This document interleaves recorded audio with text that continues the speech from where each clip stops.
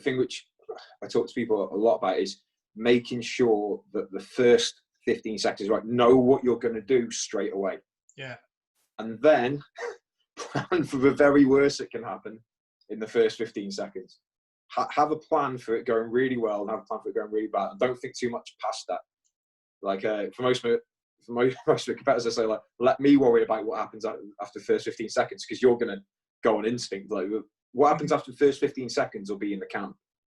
But I think everyone has that kind of responsibility. They have to make sure that they try and start the match as well as possible. Yeah.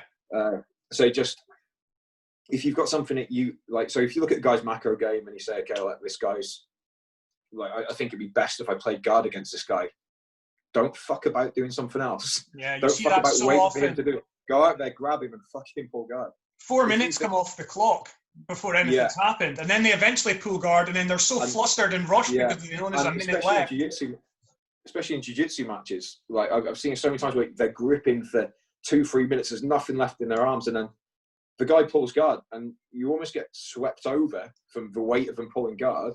Yeah, they get an advantage, and then that's it. There's no time to do it, because then you're chasing the match, and you've got no match left. Yeah, I think, like, I'm a pretty big believer in just getting the match started. I think so, especially if you've, like, this is what you've signed up for. You've paid your £50. This is what you're here for. You're not here to spend 4 minutes gripped onto somebody else walking around. Just get in, go for what you want to go for, and then it'll play out from there. Do what you've trained to do straight away. Yeah. Don't just practice. I mean, simulate that first 15 seconds of a match in the club, and go and do it when you go to it.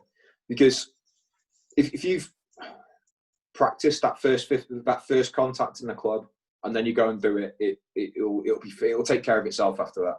Yeah. I mean, after that, because you have to be prepared as well that you'll go to competition, people will be better than you. Yeah. And so you obviously need to plan to beat people who are better than you, but you also have to accept that some people are going to be better than you, having a better day, and you're going to lose matches. Almost no one goes through without losing a match. Not in jiu-jitsu and MMA. Yeah, it's too many variables. Yeah, and I think everyone wants to feel like they're the invincible person, like they're the exception, like, they're just not going to lose one. I've seen so many really good people have a bad day.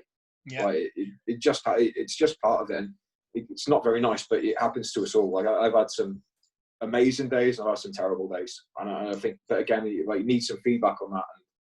And one thing the coach always says is, like, no matter what it is, you'll survive. Like, you will get over that. You'll get over the bad days. You'll get over, you'll get over big-headedness from the good days. And it's just trying to find that, you have to get back to the grind and then keep going, get next competition. Let's try and even it out. Let's get back to the next one. There's, no matter what mistakes you make, there's always another competition to go and put that right. Yeah.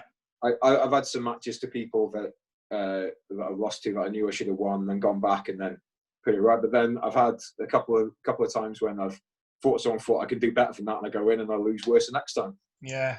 That happens as well. You can only do as well as you can do on that day, and and try not to.